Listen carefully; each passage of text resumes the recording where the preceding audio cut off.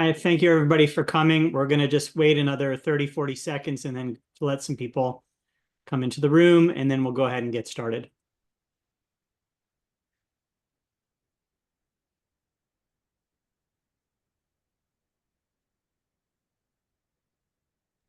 It's good to see everyone, by the way. Hi.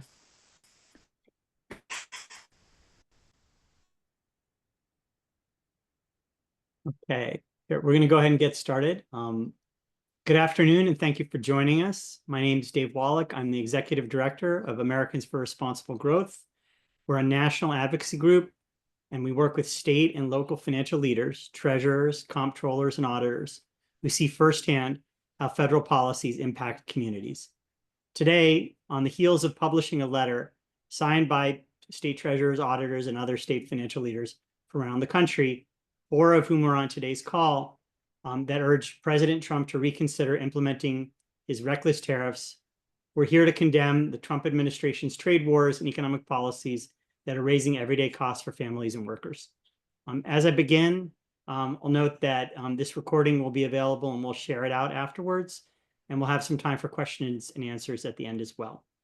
So with that, we'll start off with Minnesota State Auditor Julie Blaha. Thank you, Dave. I'm Julie Blaha, Minnesota State Auditor. In Minnesota, the State Auditor oversees about $60 billion in government activity. In addition, I am a trustee on our $140 billion investment fund that primarily supports our public employee pensions. And I guess when I'm seeing this day is called Liberation Day, it's a little, I'll give my best Minnesota. Well, that's a little different because all I'm seeing in Minnesota is people being liberated from their jobs. In fact, just a couple of weeks ago, 630 iron workers were laid off in northern Minnesota in anticipation of these tariffs. Now, that is in an area that is incredibly hard hit. They've gone through these things before, but this is a little different this time. Yes, we had layoffs up there before, but this many is unusual. And this in a way that is so very uncertain. These layoffs are indefinite, often there for a month or 2 months. They're not sure when they're going to be able to bring people back. And that's really challenging. For those of you who want to follow up on the story, it's Cleveland Cliffs, the Minorca mine in Virginia, Minnesota. That's idling in less than 2 months. Then Hibbing Taconite, that's co-owned by Cleveland Cliffs and U.S. Steel. They're dropping 1 full production line, and they are halving. They're cutting their workforce in half. Now, this is also at a time where just this morning we found that there'll be 120 healthcare workers laid off in Minnesota in the public health arena because of Trump's other cuts. So it is simply amplifying itself as one bad choice is expanding another bad choice. But here's the thing. I think we knew that Trump's trade war was going to have a bad effect on the economy. What I didn't realize is how quickly and how clearly those effects would hit us. Thank you. Great, thank you, Auditor Blaha. Now we'll go to New Mexico State Treasurer Laura Montoya. Treasurer Montoya. Thank you, Dave, and thank you, Auditor. Discussing the impacts of the tariff war is a critical conversation that needs to be heard, and I'm grateful that state treasurers and auditors across this country are talking about the financial and economic outputs. So since I'm starting us off today, I really want to be clear. Import tariffs are taxes placed on goods that are brought to the United States by importers, American importers, who then pass that higher cost along to everyday consumers, meaning you and me. So when tariffs increase, costs rise. New Mexico is a key player in this conversation because the non-negotiable reality is that New Mexico is, like the United States as a whole, dependent on trade with our international partners, particularly Mexico, our state's largest trade partner. So my comments are going to be specifically for New Mexico and how that ties in with Mexico trade. So New Mexico is a border state, is a majority minority state where both English and Spanish are constitutionally recognized as our official languages. But there's not enough words in English or Spanish that can adequately describe how damaging and destructive Trump's tariffs are and will be. Mexico sources a quarter of New Mexico's imports, amounting to about $2.5 billion per year. Our state's core industries that are going to be impacted include oil and gas, agriculture, healthcare, housing, energy, aerospace, defense, film, construction, and technology. New Mexico largely relies on imports from Mexico to sustain these industries. And New Mexico maintains the second largest sovereign wealth fund in the country at more than $61 billion, much of which comes from the fact that we are the second largest crude oil producing state in the country. Our oil and gas industry makes up approximately 35% of the state budget and assists with the growth of investments in education, infrastructure, and public safety. Oil and gas relies on machinery and equipment imported from Mexico.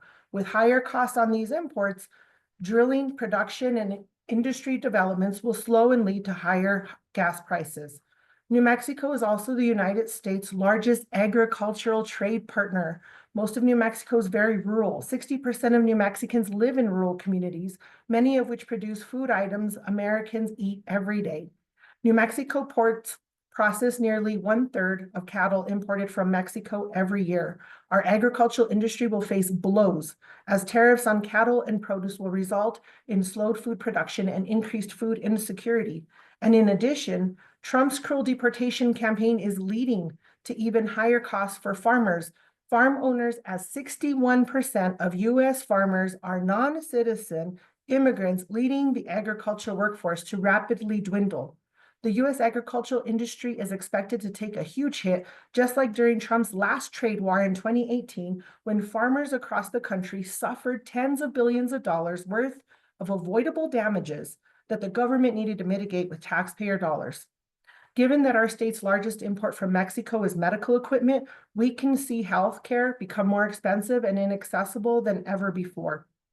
The cost of construction and housing will also rise to unprecedented new highs as critical building materials like steel become more expensive.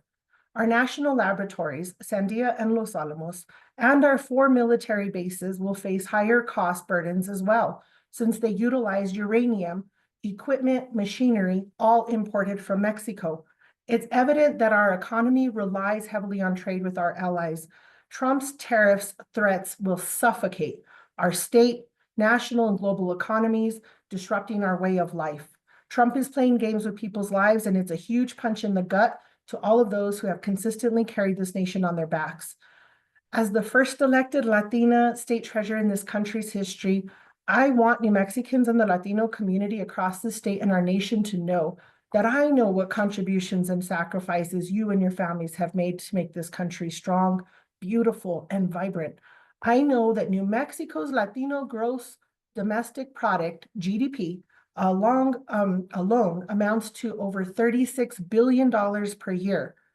Nationally, undocumented immigrants bring in over $100 billion in taxes per year, and in 2022 alone, our spending power was more than $254 billion. I also know that in 2022, the U.S. Latino GDP jumped to a record $3.7 trillion. Despite COVID, Latinos' economic output was greater than 6 of the world's 10 largest economies, with the GDP growth rate outpacing China and India. These numbers clearly show that your money has power to influence policy change. Let me be clear, everyone will carry the burden of the Trump tariff war. If President Trump and his administration insist on running the nation like a business, they should know that the best business practices include research, respect, trust, inclusivity, and compromise. Trump can fail at his own businesses, but the consequences of failing the American people and the trade relationships with our allies are far too dire. The nation has always been at the forefront of the global economy, and that success did not happen in isolationist vacuum. Our status as a world economic leader is crumbling as our allies band together to counter the economic fallout from Trump's tariffs and impose retaliatory tariffs on U.S. exports.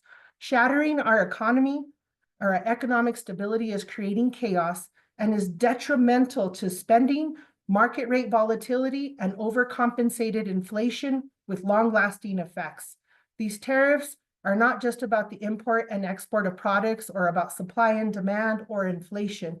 These tariffs are about people, and the president brought this war to our home front. New Mexico recently topped WalletHub's list as the most stressed states in America. with financial conditions, including having the third highest poverty rate in the country, cited as the major contributor to stress levels. As prices rise, residents already struggling with the stresses that come with poverty will face even greater challenges to make ends meet. The Trump tariff war is a reckless gamble with people's lives, their well-being, and their futures. As Senator Cory Booker said during his record-breaking filibuster last night, the power of the people is greater than the people in power. It serves as a strong reminder that we, the people, have the power to demand change. Thank you, Dave. Thank you, Treasurer Montoya. Next, we'll go to Washington State Treasurer Mike Pellicciotti. Treasurer Pellicciotti. Great. Well, thank you, Dave. And I think it's only appropriate that state treasurers are speaking out on this issue today because we're the ones who are going to be left cleaning up the economic and financial mess created by the president's reckless financial and economic trade war that he is starting today. Look, when it's getting harder and harder for working families to get by, and the actions today by the president are just going to make that so much worse. I mean, the decision by the president, the unilateral decision being made by the president today to start a trade war with other nations and put a trade tax on the working families of the United States is a decision that he's making that serves only political interests, not economic interests. And the reality is those who are going to be left, those who are going to be hit the hardest for this are the working families who are going to be paying more in costs at the grocery store. They are going to be the ones who are going to be losing their jobs as a result of this situation, as a result of the decisions made by the president today. And once again, we have decisions being made by the president that is going to lead to negative economic consequences. I mean, the last time the president was president, he was there during an economic recession, and he is setting us up to face another economic recession now in his second term.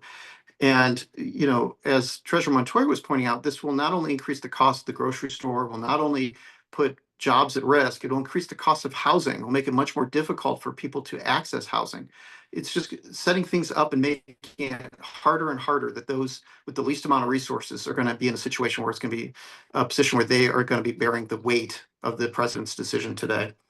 I also find it, it's always worth pointing out that when the president tries to brand a policy decision he's making, he is trying to brand it in a way that it describes it in the complete opposite of what he is doing, because he knows that today he is crushing the free market.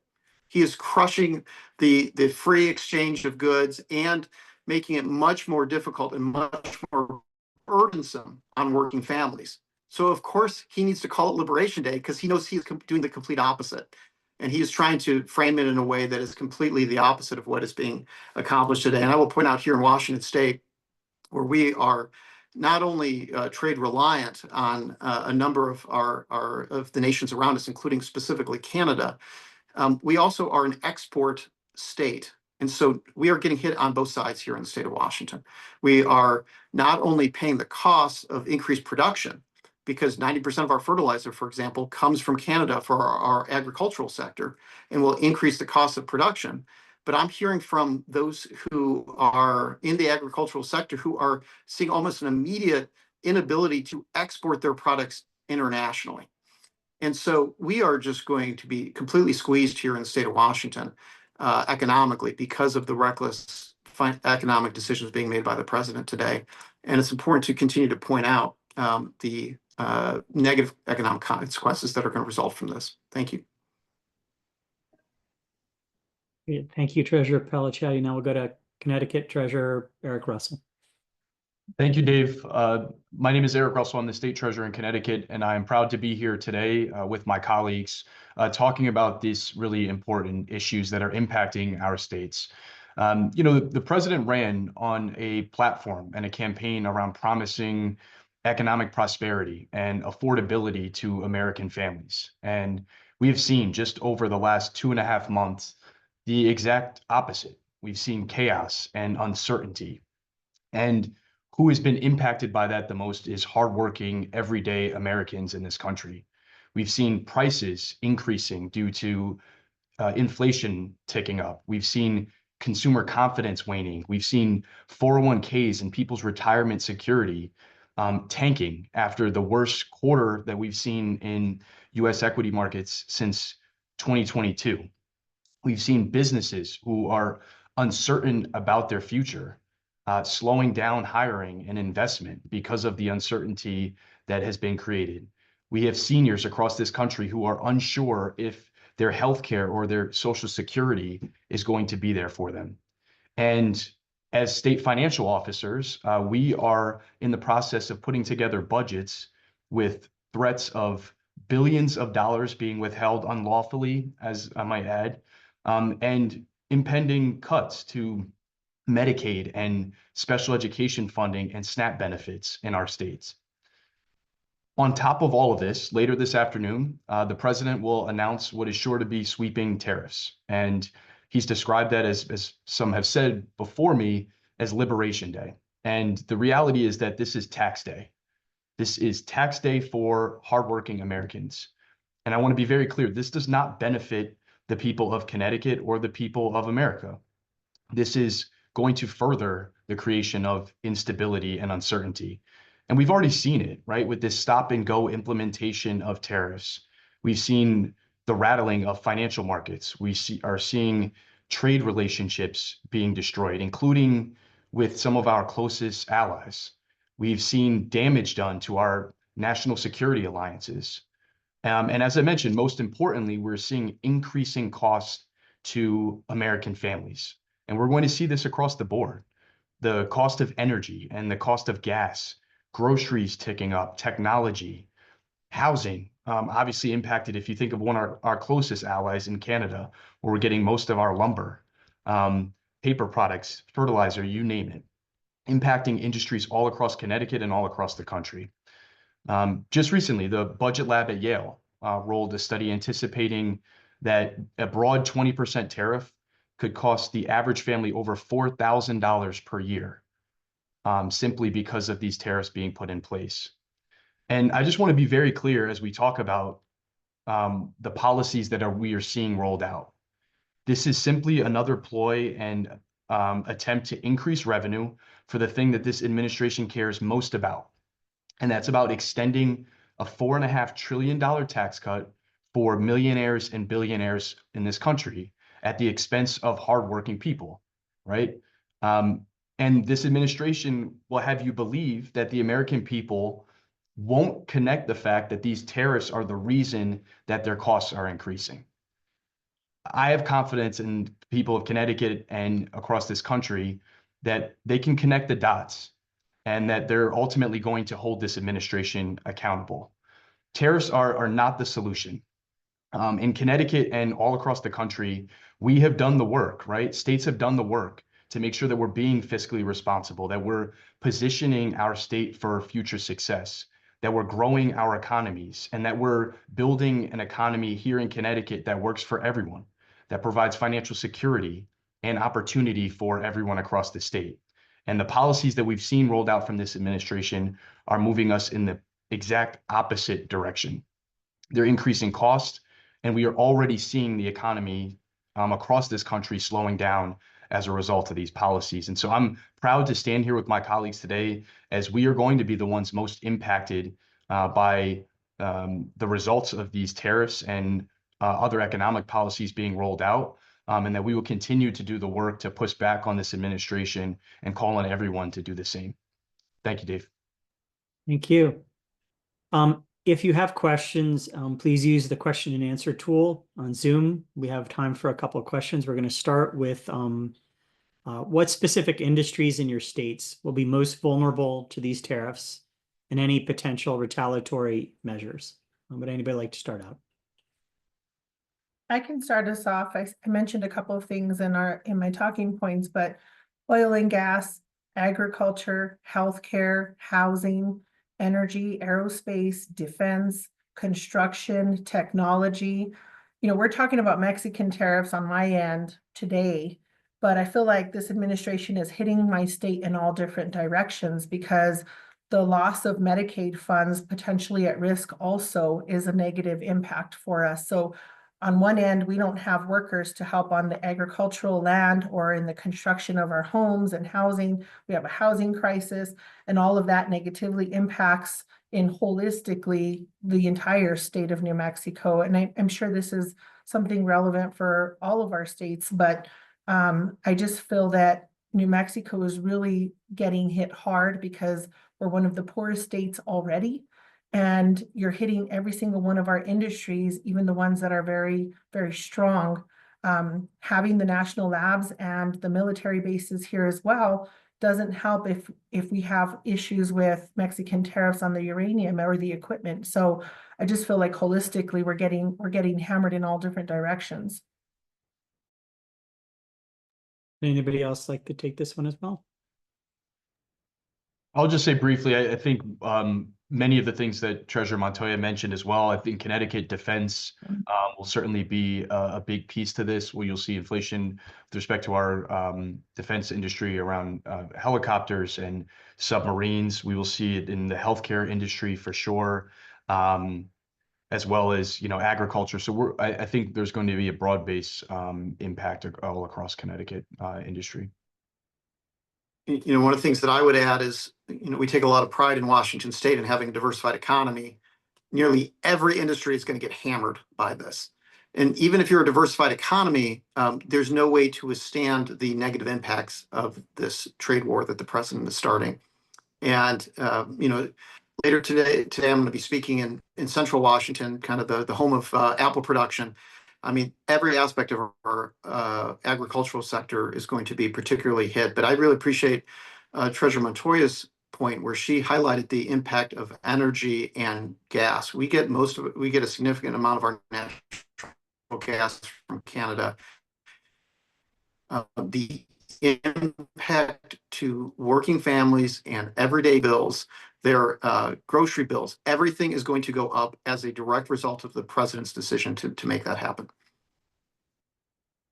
Okay, the next question is, Trump claims that the tariffs will usher in a new golden age of manufacturing. What's your response to that? And do you think your states are capable of meeting Trump's goal with these tariffs in force? Or do you think it's unrealistic and the tariffs actually complicate that goal of manufacturing more? I don't think it's just unrealistic. I think it's a blatant lie. It's manipulative to ever assume that any manufacturing is completely and holistically done in the United States. There's a lot of things this week about how all of our cars are going to be able to be homegrown in the United States, but a lot of the equipment that we use is actually brought in from other countries. And so you're not there, we're not there. Our government and the way of life has shifted significantly, that we're supposed to be good neighbors, we're supposed to be good stewards, and we're supposed to all work together to build each other's economies. And that is not the case in this particular issue. I just don't see it. I guess what I would say is, he can talk about a golden age, but the president wants to own all the gold. He wants to be the one surrounded by the gold, and he wants all of the working families to pay for it. And they're going to pay for it through new taxes. They're going to pay through increased costs, and they're going to be left holding the bag so that he can surround himself with the gold that the working families create throughout our country. I agree. And I would just say, in addition to that, right? I mean, if the goal here is to spur additional manufacturing and production in the United States, there is a way to go about that. There are policy ways that we could do that. Implementing sudden tariffs overnight without any time to build out the infrastructure and the components necessary to actually increase that development isn't benefiting anyone. It's simply passing the cost on to working people. I think there's a level of arrogance about this, as if we aren't relying on our trade partners for many of the things that we actually need in this country as well, or that we would need to actually increase that production here in the United States as well. And so I think even when you look at, if the goal is to increase production here, there is a way to plan this out and go about it methodically. Much like I would say, I mean, I don't think anyone on this call disagrees that would disagree with the fact that we are all for government efficiency, right? The way to make this government more efficient isn't to lay off tens of thousands of workers overnight and to dismantle institutions and governmental agencies that the people of this country rely on, right? We can work on efficiency, we can work on increasing production here in a planned and thoughtful way. Okay, next question. In White House press briefings and conferences, the administration has called the metrics we use to think about the economy, GDP, the markets, growth projections, etc., snapshots of the moment. Instead of taking these numbers as an indication that the economy isn't responding well to these changes, what's your response to the administration not taking what would ordinarily be warning signs seriously?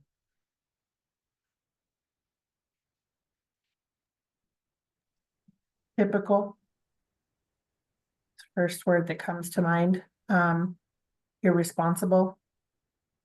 Lack of care and concern, not just for the economy, but for the people that are being impacted by these different changes. I think to Treasurer Russell's point, the quickness of these policy changes without infrastructure or a really good thought process or teamwork to design it to be more effective and efficient for Americans is careless.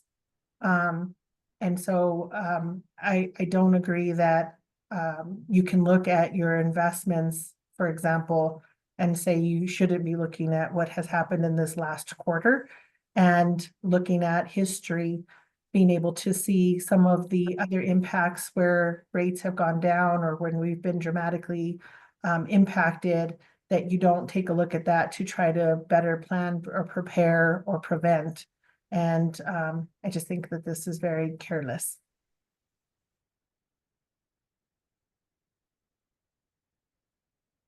You know what I might add, and this is something that Treasurer Russell was pointing out, is the uncertainty this presents to the business climate and the business markets. Business relies on certainty and structure. It's one of the reasons that the American economy forward and has for so many decades is the reliability and certainty that exists as much as possible within the economy. This takes a sledgehammer to that type of certainty that exists. And normally you would hear from the business community speaking forcefully of the harm that was occurring through this. But really what is happening through these tariffs is it's a silencing of the business community. They are becoming fearful of being the industry to speak out publicly of the harm that this is causing. Because at the end of the day, these tariffs are about creating additional power for the president, and not just power over the money that's coming in through the taxes on working families, but the power over businesses and being able to direct businesses, because at the end of the day, the president knows he controls which tariffs he lifts off certain businesses. And that is what is particularly chilling and terrifying about today's decision, because it really impacts the free market and silences those in the business community who would normally be calling this out for what it is, which is disruptive to our economy. The only thing that I would add to this is these are the same metrics that in the president's prior administration, he would look to talk about having such a robust economy after he inherited one. And so I think it's really interesting, that just as we now are in a spot as he's implementing policy that's rattling markets, that's tanking the economy, slowing the economy down in many ways, then now we should be looking at different metrics to govern or to decide whether or not these policies are successful or not. Okay, next question. What would you say to small business owners and workers in your state who are caught in the middle of the back and forth trade war? What solutions should be pursued instead to protect jobs and economic stability?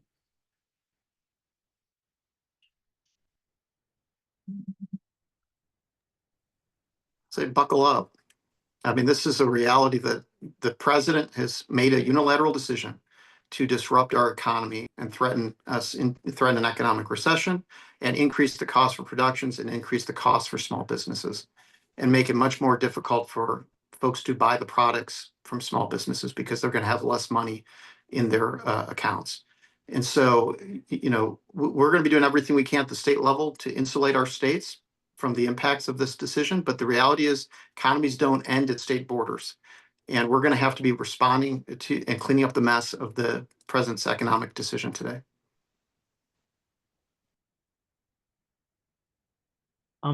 Next question. Are there any industries that are going to benefit from tariffs, and how will exports be affected?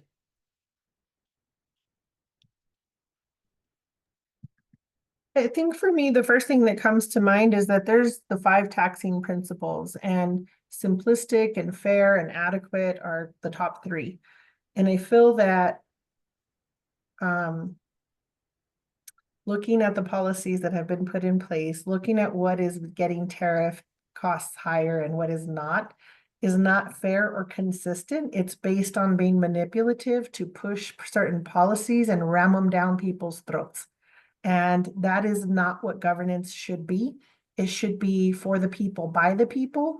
I think the other aspect that is really important for Americans to know is that we have the power, we the people, and we need to start putting pressure and holding people in government accountable, whether it's your own congressman, your own US senators, calling the president's office consistently, writing your letters and writing your stories. Senator Booker said a lot of the stories of people and Americans throughout this country that are negatively being impacted already.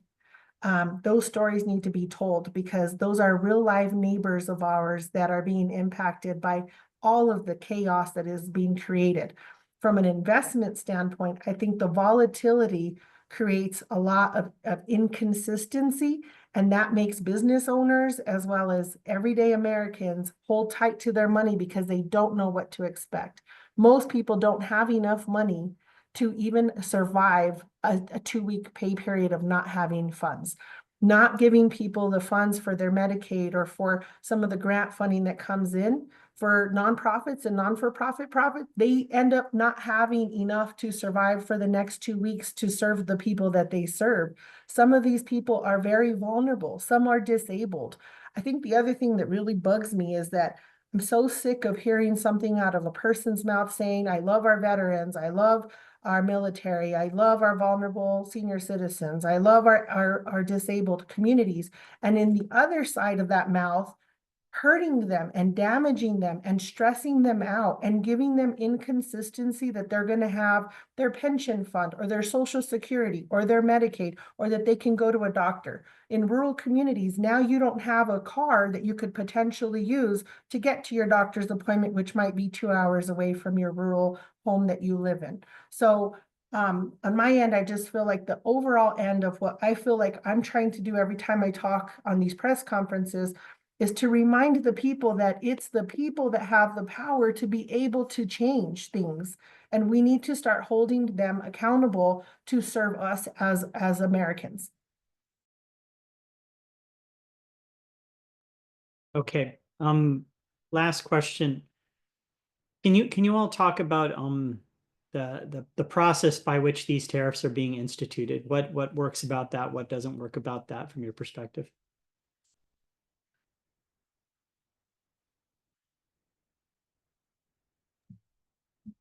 So I'm happy to start. I mean, I guess, and I spoke to this earlier. I mean, I think I think there's the process of just the legality of how these tariffs are being implemented. And we've seen this across the board with this president that is going to push every boundary to try to amass as much control and power out of this office as possible. He's ignored Congress. There's attempts to ignore the judiciary branch. There's no respect for the separation of powers. We're seeing unlawful withholding of funds that have been appropriated by Congress. The list goes on and on. And we're seeing when the president does not like the results of, say, a order that has been put in place by the courts, that there's efforts to then impeach the judge because somehow this is a political attack on the president, despite the fact that we are looking at judges who have put injunctions in place, been appointed by the last 5 or 6 presidents. So we already know that this is going to be the attempt of the president to push the limits on control.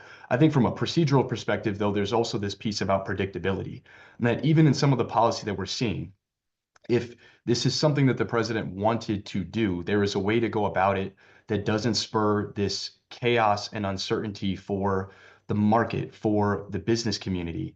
You can actually make some plans for how, so that it gives time for people to adapt to what these policies would be.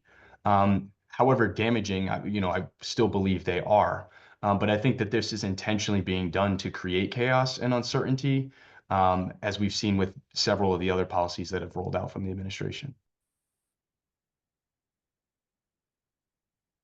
Okay, unless somebody wants the final word, we're going to call it there. Thank you all for joining us for this conversation.